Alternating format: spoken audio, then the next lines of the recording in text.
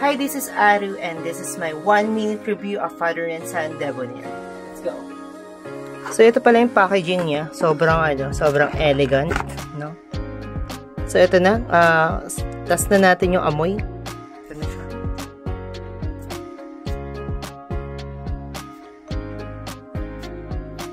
Unang amoy is, amoy pineapple siya na parang fruit salad and amoy may pagka-citrus siya na parang fresh ka, amoy bagong ligo ka kahit tagaktak ka na sa pawis. And yung dry down naman nito, pinaka-favorite ko yung dry down nito kasi smoky siya and smooth, smoky and woody.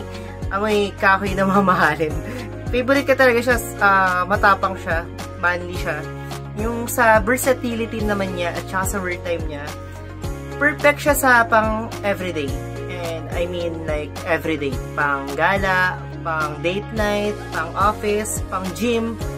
Sobrang perfect niya. As in, wala ka talagang talo dito eh. Oh, and also, Debonair is budget friendly. Kung gusto mo nang maging amoy guwapo kahit hindi ka nag-e-effort, must try talaga tong Debonair. Pero what if kung mag-effort ka pa, di ba?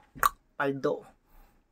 So, yun nga guys, disclaimer lang, this is not a sponsored and gusto ko lang i-recommend yung brand na gustong-gusto ko for you guys to try.